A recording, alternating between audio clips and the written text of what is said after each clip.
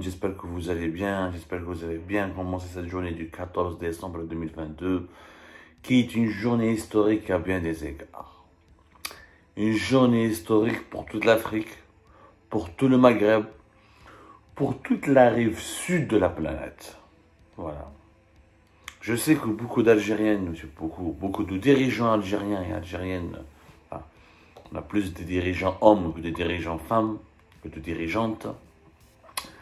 Je sais que beaucoup de dirigeants algériens vont contester ce que je dis, vont mépriser ce que je dis, vont m'insulter pour ce que je dis, vont me détester encore plus pour ce que je dis.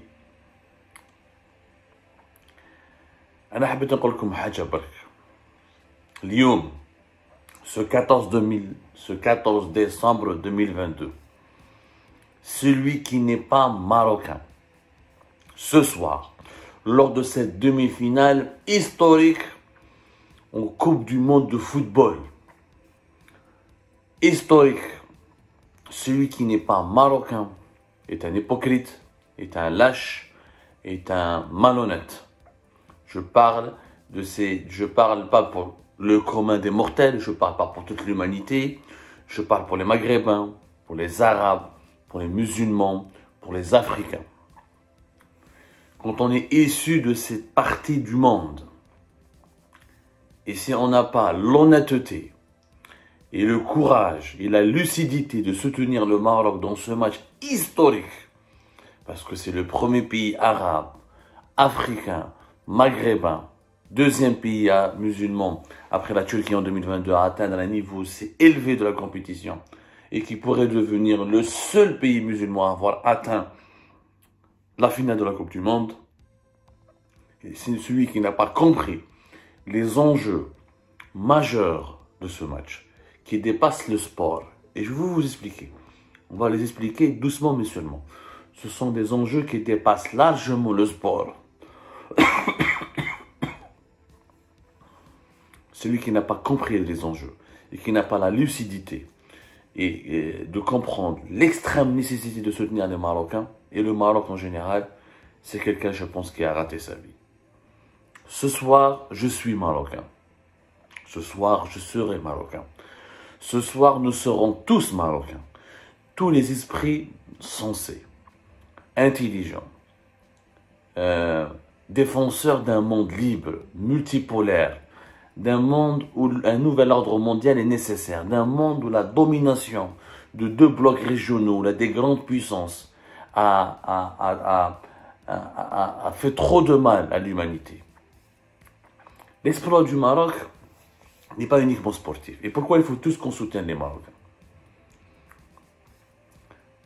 Le monde, l'histoire de l'humanité a besoin d'écrire de nouvelles pages écrites.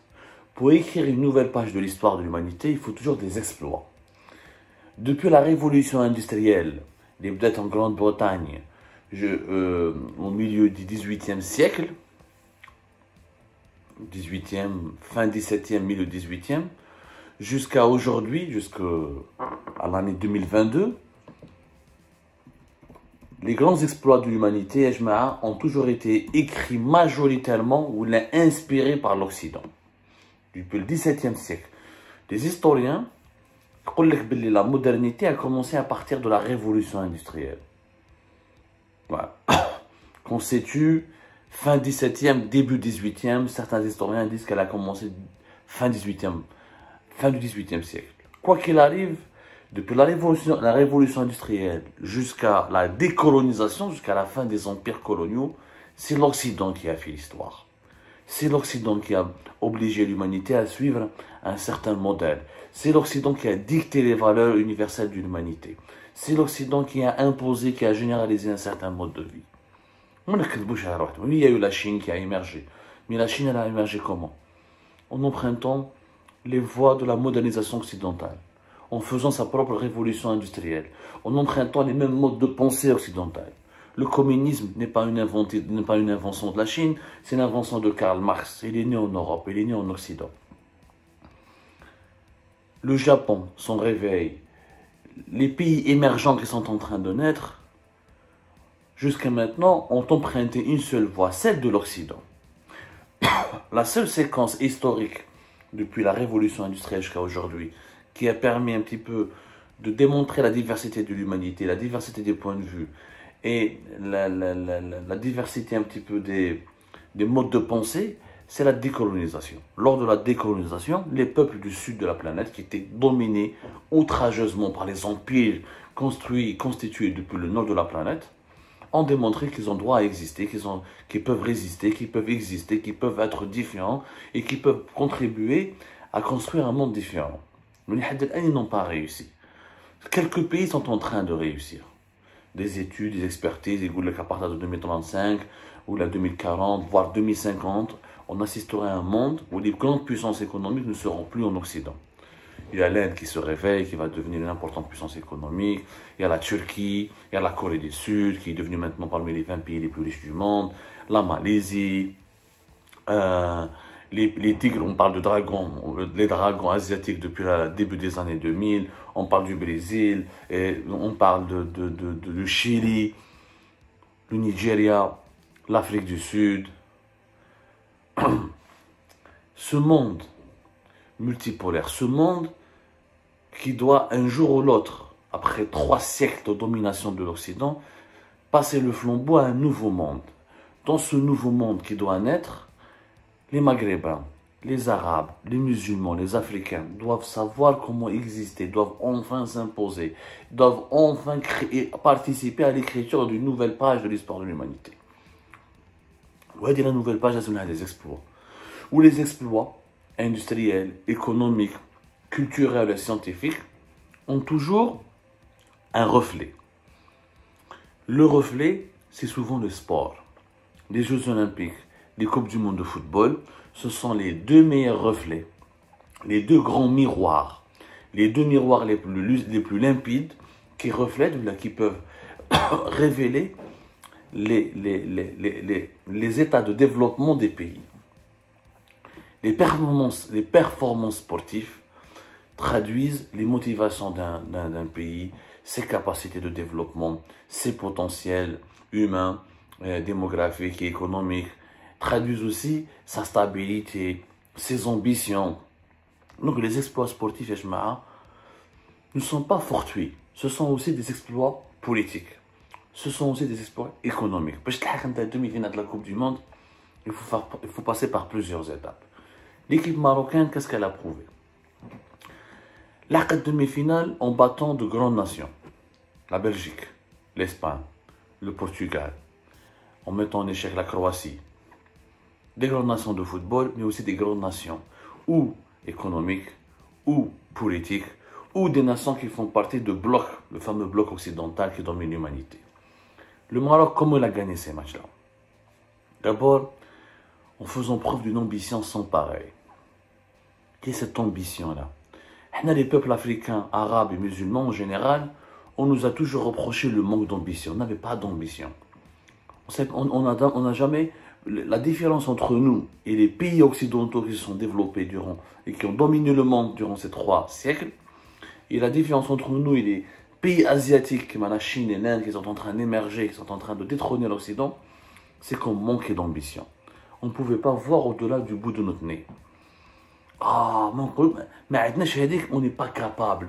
On n'est pas capable de faire mieux que les Américains, on n'est pas capable de faire mieux que les Européens, les Chinois. On est faible. Non. Le Maroc a prouvé que l'ambition est le moteur de la réussite. Et l'ambition n'est plus le monopole des pays développés. L'ambition peut être nourrie, cultivée par un pays qui vient du Maghreb, du monde musulman, du monde arabe, d'un pays africain et du sud de la planète. Et ça, c'est une importante leçon. Tu n'as pas besoin d'être riche ou hyper développé ou prospère pour avoir de l'ambition. Tu peux être pauvre, misérable, encore sous-développé. Si tu as l'ambition, tu peux t'en sortir et t'imposer dans ce monde. L'équipe marocaine a gagné avec un style de jeu qui n'est pas africain, qui n'est pas maghrébin. Le jeu africain, c'est un jeu de dribble, de folie, de passion, Non. Le Maroc a gagné ses matchs avec la discipline et la rigueur. La discipline et la rigueur, ce sont les clés des sociétés civilisées, des sociétés hyper développées, notamment des sociétés occidentales. C'est ce qui d'ailleurs a toujours fait la différence entre les sociétés africaines et arabes et les sociétés occidentales. La rigueur et la discipline. Nos pays ont toujours été anarchiques. On n'a pas un ordre social basé sur le civisme, sur la rigueur, sur la discipline. On n'a pas construit des sociétés où chacun assume un rôle, où chacun a une mission précise et doit atteindre tel objectif pour le bien-être commun. L'équipe nationale du Maroc en football a prouvé que cela est possible. Je dis bien a prouvé que cela est possible. Comment? Rigueur et discipline. Rigueur et discipline. Une équipe compacte. Il n'y a pas d'individualisme dans l'équipe du Maroc. Personne ne joue pour sa gueule. Tout le monde joue pour l'équipe. Et tout le monde respecte les consignes de l'entraîneur. Et tout le monde se sacrifie pour d'abord défendre l'équipe, pour d'abord se défendre avant d'attaquer. Et tout le monde participe à des contre-attaques. Cet esprit de solidarité, cette discipline, chacun est dans son compartiment. Chacun est dans son secteur. C'était avant aussi le monopole des pays occidentaux et des pays hyper développés. Et cette mentalité-là est en train d'être acquise par un pays comme le Maroc. Cela signifie que d'autres pays arabes et africains pourront l'acquérir, que ce soit l'Algérie, le Ghana, Sénégal, l'Égypte ou la Tunisie et autres. Donc, ce que le Maroc est en train de faire, c'est très important. Ce n'est pas que du football, Yajma. Ce n'est pas que du sport. C'est aussi de la politique. C'est aussi de la géopolitique. C'est de la géostratégie. On est capable d'être aussi bien organisé, aussi discipliné, aussi ambitieux, aussi combatif, aussi... on peut avoir cette même envie de triompher que les grands pays. Notamment que les grandes nations qui ont dominé le monde. Ça, c'est très important. Cet état d'esprit, c'est le moteur de développement d'un peuple, d'un pays. C'est pas le gaz, c'est pas le pétrole, le phosphate, ou le soleil, qui permettent à des pays de se développer. C'est leur état d'esprit, c'est l'état d'esprit de leur société. C'est l'état d'esprit de leur nation. C'est cet état d'esprit marocain que nous avons retrouvé dans cette Coupe du Monde qui est nécessaire, qui est indispensable pour que nos pays se réveillent et enfin trouvent une place respectable et honorable dans le nouvel ordre mondial qui va se dessiner. Le prochain nouvel ordre mondial qui a commencé à naître sous nos yeux depuis le début de la pandémie de la Covid-19 en 2020 et depuis le début de la guerre en Ukraine en 2022 est un nouvel ordre mondial où l'Occident ne peut plus dominer tout seul. Où l'humanité va assister à de nouvelles forces géopolitiques, industrielles, économiques, etc. La boussole de l'humanité est en train de changer. Le mode d'organisation du monde est en train de changer. C'est ça l'importance de cette Coupe du Monde de football. La Coupe du Monde de football, comme les Jeux Olympiques, la même chose, n'est que le miroir de l'évolution de ces différents rapports de force et le miroir de ce monde qui est en train de se redessiner sous nos yeux. C'est pour cette raison qu'il faut être marocain ce soir. Ce n'est pas une question de passion ou d'émotion. C'est une question aussi de raison. Si le Maroc atteint la finale de la Coupe du Monde, le monde africain, le monde maghrébin, le monde musulman, ce monde qui a été longtemps négligé, méprisé, colonisé, considéré comme un